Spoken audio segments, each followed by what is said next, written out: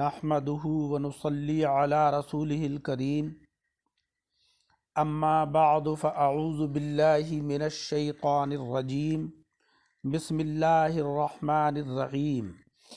وإذ أخذنا ميثاقكم لا تسفكون دماءكم ولا تخرجون أنفسكم من دياركم ثم أقررتم وأنتم تشهدون صدق اللہ العلی العظیم۔ اللہم صلی علی سیدنا و مولانا محمد وعلی آل سیدنا و مولانا محمد وبارک وسلم۔ حضرات اکرام، آج کے درس قرآن میں سورہ بقرہ کی آیت نمبر 84 تلاوت کی ہے۔ اس سے پہلے آیت نمبر 83 میں اللہ جل شانہ و عم نوالہ نے تہذیب الاخلاق اور تدبیر منزل کے احکام کا ذکر فرمایا تھا کہ جن کے اوپر عمل کرنے سے انسان کے اخلاق درست ہو جاتے ہیں اور خانگی زندگی سنبھل جاتی ہے۔ اور اس آیت کریمہ میں یعنی آیت نمبر 84 میں مولا رب العزت نے سیاست مدنیہ کے احکام کا ذکر فرمایا ہے کہ جس سے قومی اصلاح ہوتی ہے اور ملک کے اندر امن و امان قائم ہوتا ہے۔ سب سے پہلا تو یہ ہے کہ لا تسفکون دماءکم، تم اپنوں کا خون نہ بہاؤ، کیونکہ خون ریزی سے بدامنی پیدا ہوتی ہے، آپس میں نفرت پیدا ہوتی ہے، خاندان کے خاندان تباہ ہوتے ہیں، اور اس سے حکام جو ہیں وہ بھی پریشان ہوتے ہیں امن کو قائم کرنے کے لیے۔ جناب خاتم النبیین اشرف المرسلین محمد مصطفیٰ صلی اللہ علیہ وسلم نے فرمایا کہ مقتول اپنے قاتل کی پیشانی کے بالوں کو پکڑ کر گھسیٹتا ہوا لائے گا اور کہے گا کہ اے اللہ، اس نے مجھے ظلماً قتل کر دیا تھا، الہی تو مجھے انصاف دلا دے۔ تو حضرات، خون ریزی بہت بری چیز ہے۔ خون کسی کا ظلماً بہانا یہ حقوق العباد کے اندر سب سے بڑا گناہ ہے۔ میدان محشر کے اندر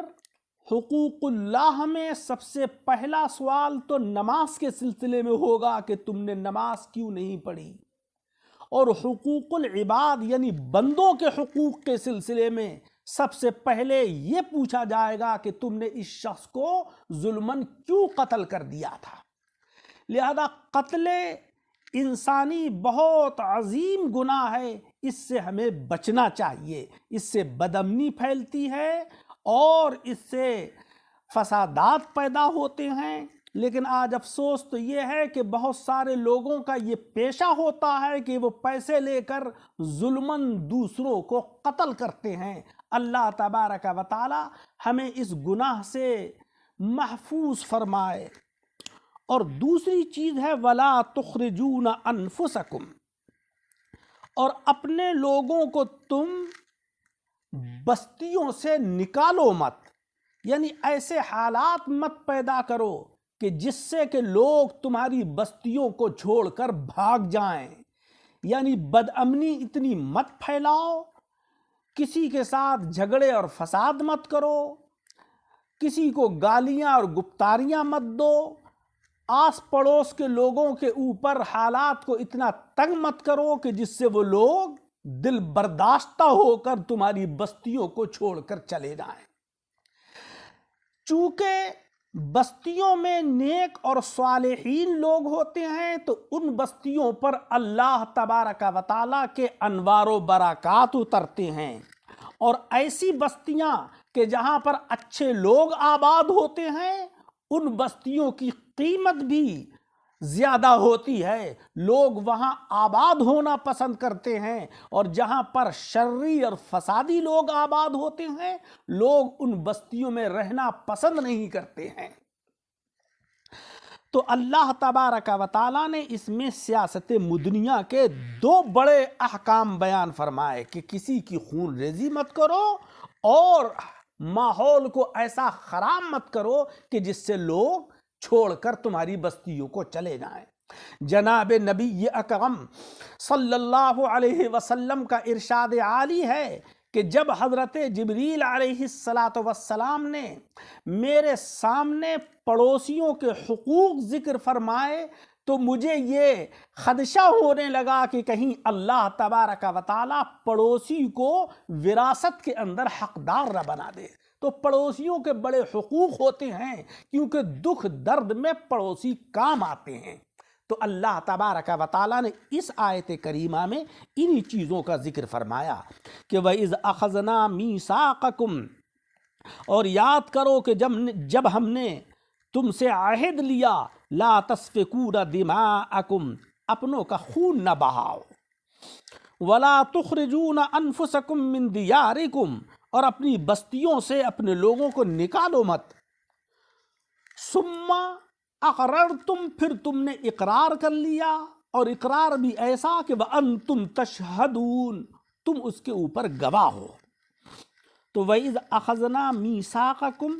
یہاں پر اذکرو فعل چھپا ہوا ہے، یعنی یاد کرو اس وقت کو کہ جس وقت کہ ہم نے تم سے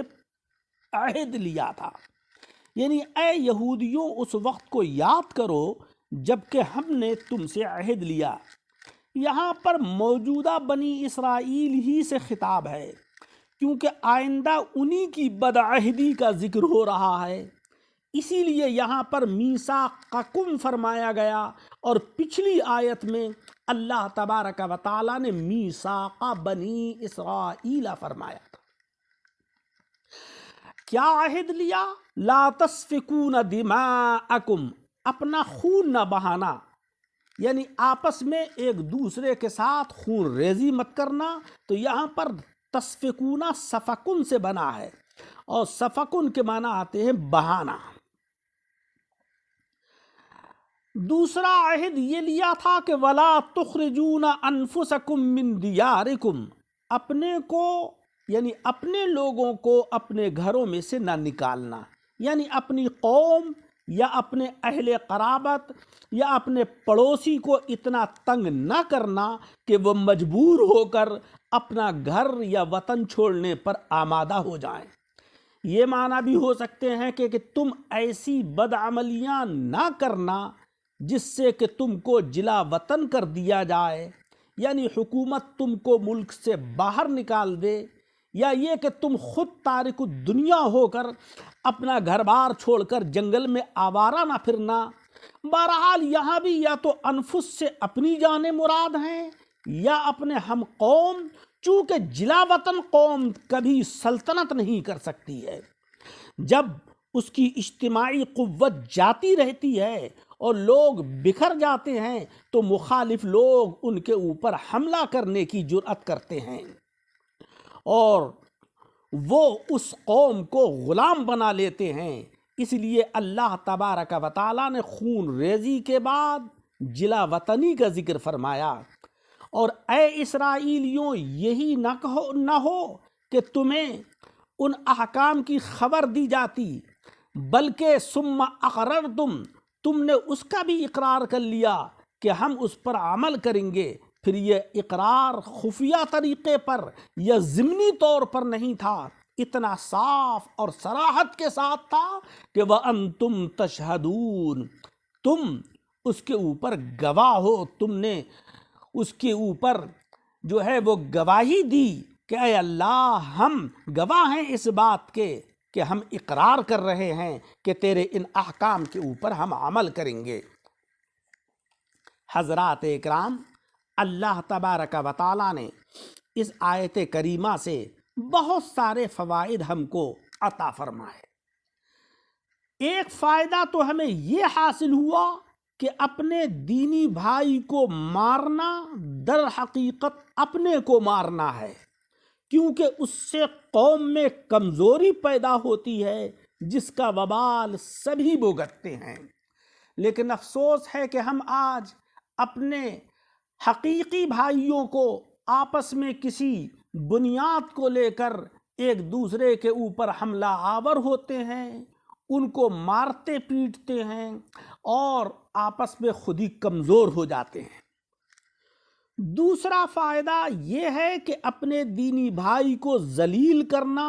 در حقیقت اپنے کو ذلیل کرنا ہے، کیونکہ اس سے غیر قوم کی نگاہ میں اپنی قوم کا وقار جاتا رہتا ہے، اور جب اپنی قوم کا وقار چلا گیا تو خود اپنا ہی وقار چلا گیا۔ کاش کہ موجودہ مسلمان بھی یہ راز سمجھ جائیں کہ اگر ہم اپنی مسلم قوم کی عزت کریں تو کوئی قوم ہم کو ذلیل نہیں کر سکتی ہے۔ دوسری قوموں کو مسلمانوں کے مقابلے کی اس لیے ہمت ہوئی کہ خود مسلمان ہی اپنی قوم کے دشمن بن بیٹھے۔ حضرات اکرام، اور تیسرا فائدہ اس آیت کریمہ سے ہمیں یہ حاصل ہوا کہ قوم کی عزت سے دین کی عزت ہے، مومن کی عزت سے ایمان کی عزت ہے، مسلم کی عزت سے اسلام کی عزت ہے، عالم دین کی عزت سے قرآن کی اور دین کی عزت ہے۔ لہٰذا ہمیں یہ چاہیے کہ ہم اس آیت کریمہ کے مطابق جو سیاست مدنیہ کے احکام بیان کیے جا رہے ہیں جس میں اس کے اوپر ہم عمل کریں تاکہ ہمارے معاشرے کے اندر سدھار ہو، بہتری آئے، اور لوگ ہمارے معاشرے سے متاثر ہو کر ہمارے معاشرے کو اپنانے کی جستجو کریں۔ ہمارے اسلاف کی یہی تو کیفیت تھی کہ ان کے اخلاق اچھے، ان کے معاملات اچھے، ایک دوسرے سے ان کے روابط اور ضوابط اچھے تھے کہ جس سے دوسرے لوگ متاثر ہو کر دائرہ اسلام کے اندر داخل ہوتے تھے۔ حضرت شیخ سعدی رحمۃ اللہ علیہ نے ایک واقعہ لکھا ہے کہ میں ایک مکان کی تلاش میں گیا، میں نے ایک مکان دیکھا کہ وہ فروخت ہو رہا ہے، لیکن اس کے پڑوس میں ایک یہودی آباد تھا۔ اس یہودی نے بڑی تعریف کی کہ بھائی یہ مکان بہت اچھا ہے، بہت مضبوط بنا ہوا ہے، اس محلے کا ماحول بھی اچھا ہے، اس مکان میں دھوپ بھی آتی ہے، ہوا بھی آتی ہے۔ حضرت سعدی فرماتے ہیں کہ میں نے کہا کہ ہاں مکان تو بہت اچھا ہے، بہت مضبوط ہے، محل وقوع کے اعتبار سے بھی بہت اچھا ہے، لیکن اس کے اندر کمی یہ ہے کہ تم جیسے لوگ اس کے پڑوسی ہو، تو اگر پڑوسی برا ہوتا ہے تو مکان کی قیمت گھٹ جاتی ہے، پڑوسی اچھا ہوتا ہے تو مکان کی قیمت بڑھ جاتی ہے۔ لہذا ہمیں یہ چاہیے کہ ہم دوسروں کے ساتھ حسن سلوک سے پیش آئیں، دوسروں کا ادب و احترام کریں۔ نبی مکرم صلی اللہ علیہ وسلم نے فرمایا ہے کہ من لم یرحم صغیرنا ولم یوقر کبیرنا فلیس منا، او کما قال رسول اللہ صلی اللہ علیہ وسلم، جس نے ہمارے بڑوں کا ادب و احترام نہیں کیا اور چھوٹوں سے محبت و شفقت نہیں کی، اس کا ہم سے کوئی تعلق نہیں ہے۔ لہذا مولا رب العزت نے اس آیت کریمہ میں یہی فرمایا کہ وَإِذْ أَخَذْنَا مِيثَاقَكُمْ، اور یاد کیجئے کہ جس وقت کہ ہم نے تم سے پختہ عہد لیا، لَا تَسْفِكُونَ دِمَاءَكُمْ، تم اپنوں کا خون نہیں بہاؤ گے، یعنی ایک دوسرے کے ساتھ خون ریزی نہیں کرو گے، وَلَا تُخْرِجُونَ أَنفُسَكُمْ مِنْ دِيَارِكُمْ، اور اپنی بستیوں سے اپنے لوگوں کو نکالو گے نہیں، یعنی حالات ایسے پیدا نہیں کرو گے کہ جس سے لوگ دل برداشتہ ہو کر تمہاری بستیوں سے چلے جائیں۔ ثم اقررتم، پھر تم نے اس پر عمل کرنے کا اقرار کر لیا، وانتم تشہدون، اور تم اس اقرار کے اوپر گواہ ہو۔ اللہ تبارک و تعالی مجھے اور آپ سب حضرات کو قرآن عظیم پڑھنے، اس کو سمجھنے اور اس کے مطابق زندگی گزارنے کی توفیق عطا فرمائے۔ اس آیت کریمہ کا درس سن کر اپنے احباب کو شیئر کریں، اور ہمارے چینل دعوت حق کو سبسکرائب کرنا نہ بھولیں۔